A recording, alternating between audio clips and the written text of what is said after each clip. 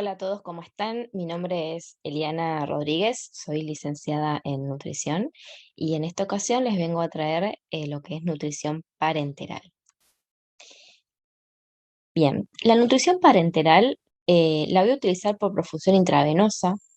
Se va a utilizar en pacientes que tengan alguna situación clínica o alguna patología que no le permite usar el tracto gastrointestinal. Según el ADMAT, es un medicamento y los licenciados en nutrición no podemos indicarlo, pero sí podemos sugerirlo. ¿Cuáles van a ser las indicaciones entonces para la utilización de la nutrición parenteral?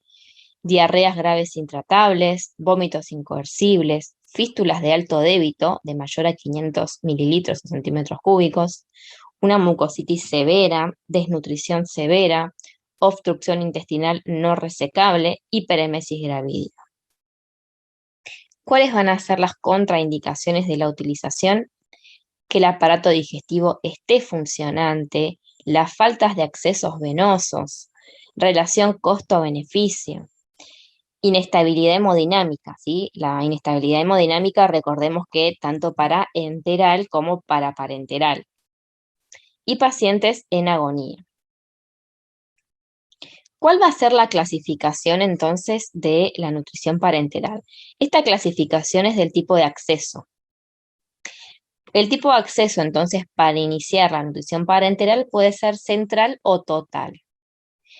En la central el acceso va a ser en la yugular o en la subclavia, ¿sí? Obviamente son venas de gran calibre. Ahí voy a poder cubrir el requerimiento, voy a poder meter solución hiperosmolar, va a poder ser de mayor duración y al ser exclusiva voy a poder cubrir el 100% de mi requerimiento, ¿sí? Recordemos entonces de la anterior clase, los requerimientos los voy a calcular según el estado del paciente. Puede ser soporte, puede ser represión o puede ser mantenimiento. Y el acceso periférico, ¿sí? La vena va a ser una vena periférica de menor calibre. Yo por acá no voy a llegar a cubrir los requerimientos, ¿sí? Porque voy a infundir un bajo volumen y una baja osmolaridad, ¿sí? Porque si no puedo provocar una flebitis. La duración es corta y la venopunción se debe rotar, ¿sí? Y la voy a utilizar de manera complementaria. Por ejemplo, tengo un paciente que tolera por una sonda nasogástrica 500 mililitros y más de eso no tolera. Obviamente en 500 mililitros como mucho puedo meter entre 500 kilocalorías o 750 si es una fórmula 1.5. No voy a llegar a cubrir su requerimiento, 750 calorías es muy poquito. Entonces voy a tener que usar la vía periférica como complemento. Obviamente porque estas, al ser de menor duración, la puedo utilizar. Bien, vamos a ver ahora las vías de accesos venosos. Voy a tener central y los catéteres que voy a usar pueden ser no tunelizados o implantables. Y periférica. Algo a tener en cuenta, a través de la vía central yo puedo pasar alimentación enteral central o periférica. Ahora, en la vía periférica yo no puedo pasar una nutrición parenteral central. Recordemos que no soporta grandes volúmenes ni grandes osmolaridades. ¿Cuáles van a ser los cuidados a tener en cuenta para disminuir las infecciones? Bueno, que el catéter sea de teflón, de silicona o de poliuretano, porque se ha asociado con menos infecciones que el de polivinilo o el de polietileno. Bien, usar catéteres de una luz, eso es muy importante, ¿sí? Que sea de uso exclusivo para la nutrición parenteral y la correcta selección de catéter según el tiempo de utilización. Y acá está resaltado en amarillo lo mismo que dije anteriormente, que la nutrición central nunca la puedo meter por vía periférica, ¿sí? Recordemos que son venas de menor calibre, soportan menos volúmenes, menos osmolaridad. Pero sí, la nutrición parenteral periférica la puedo usar en ambas. Bueno, y acá les voy a presentar la clasificación de la fórmula, o sea, de la parenteral. Vamos a tener la fórmula industrial, que es la más conocida, o la de 3 cámaras, Esta la voy a poder almacenar en un lugar fresco hasta por 2 años.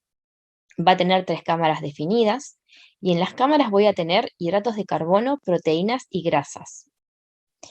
Esta puede venir en presentación central o periférica, y esto es muy importante, no va a poseer vitaminas y minerales.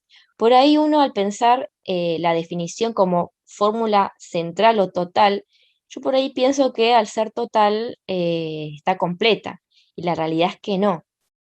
Total le decimos al acceso. Bien, y después tenemos las magistrales. Las magistrales las voy a poder almacenar en heladera solamente 24 horas.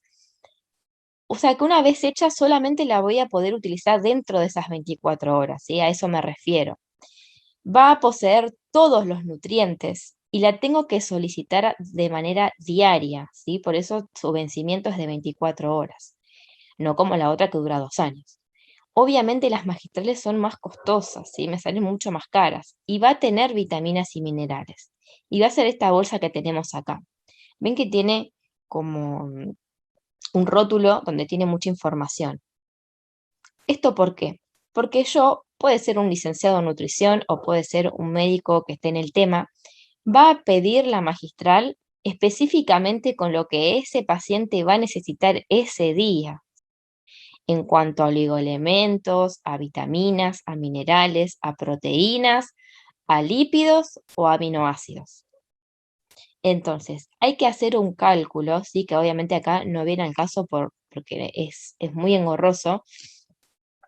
Hay unos cálculos que hay que hacer, entonces yo en base a eso voy a pedirle al farmacéutico que me realice lo que yo voy a querer darle a ese paciente en estas primeras 24 horas, primeras, segundas, terceras, lo que esté internado el paciente. Pero recordemos esto, ¿sí? Que al principio, las primeras 24, 48 horas del inicio de internación del paciente, yo no le puedo pasar una parenteral completa. No puedo hacer eso. Entonces, lamentablemente, lo que va a pasar con las de 3 cámaras, yo voy a tener que desechar y tirar a veces más de la mitad. Porque si no, lo que puedo generar, si yo le paso una de 3 cámaras completa, yo puedo generar un síndrome de realimentación, que eso lo van a dar en otra clase, ¿sí? Se va a explicar con más detalle. Pero es mucho más cara la magistral, pero a su vez no desperdicio tanto. ¿Cuándo voy a indicar entonces la nutrición parenteral? Según el estado nutricional, a un paciente normonutrido que ya tenga 5 a 7 días de ayuno. A un paciente con una desnutrición leve o moderada, luego de 2 o 3 días que ya no se alimente. Y a un paciente con desnutrición severa, acá no puedo esperar, ¿sí? Acá tengo que iniciar la alimentación parenteral y obviamente que calcular los topes máximos y mínimos, que lo vamos a ver en la otra filmina, pero es importante eso, ¿sí? El poder calcular y no sobrealimentar. Bien, depende de la patología de base, si está impedida la vía enteral por más de una semana.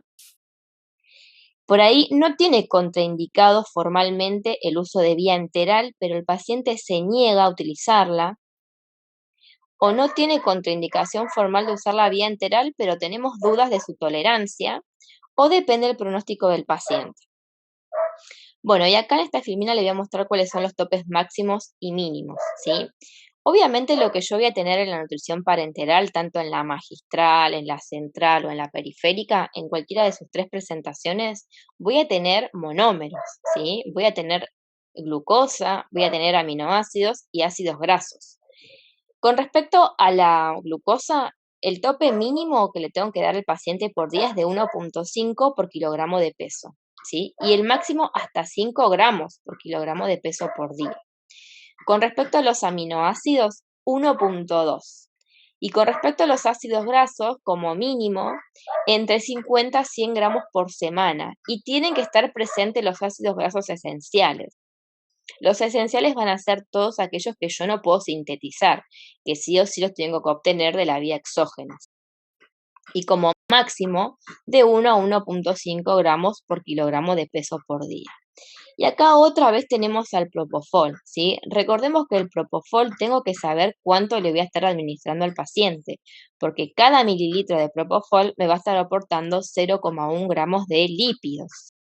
Yo no me tengo que pasar de los topes máximos, recordar eso, ¿sí? Bien, ¿cuáles van a ser los cuidados de enfermería? Es importante el rotular con fecha y hora del colgado. Recordemos que la duración es de 24 horas de todas, periférica, central, magistral. Una vez abierta me dura 24 horas, menos obviamente la magistral, que esa tiene vencimiento de 24 horas, que es distinto. Cuando desconectamos la bolsa, como les dije, debe desecharse el contenido, la tengo que tirar, por más que me dé pena que quedó más de la mitad que no se usó, lo tengo que tirar. Si por eso, si no, lo que tengo que hacer es pedir una magistral y se va a utilizar obviamente lo que el paciente esté necesitando ese día. Pero como es tan costosa, directamente se usan las de 3 cámaras y esas lamentablemente tengo que desecharlo. Obviamente técnica estéril para conexión y desconexión y siempre utilizar bomba para pasar la parenteral. Nunca puede ir a goteo gravitatorio. Bueno, ya para terminar, hacemos un pequeño resumen de lo que es nutrición parenteral. Si la nutrición parenteral se utiliza ante la imposibilidad de utilizar el aparato digestivo y o para alcanzar los requerimientos nutricionales, ¿sí? Por ejemplo, si está utilizando nutrición enteral, yo si no llega a cubrir su requerimiento, le puedo poner, por ejemplo, una vía periférica y completarlo con eso. La nutrición parenteral puede clasificarse de diferentes maneras, no siendo excluyente una de otra. Puedo pasar enteral y puedo pasar, como habíamos dicho anteriormente, parenteral o puedo pasar central y periférico. Para administrar la nutrición parenteral es necesario contar con un acceso venoso y un catéter. Según el tiempo y la función y el tipo de nutrición parenteral que se administrará, será el tipo de acceso venoso y catéter que voy a utilizar. Y para el inicio de la nutrición parenteral se deberán tener en cuenta múltiples factores. Muchas gracias por su atención.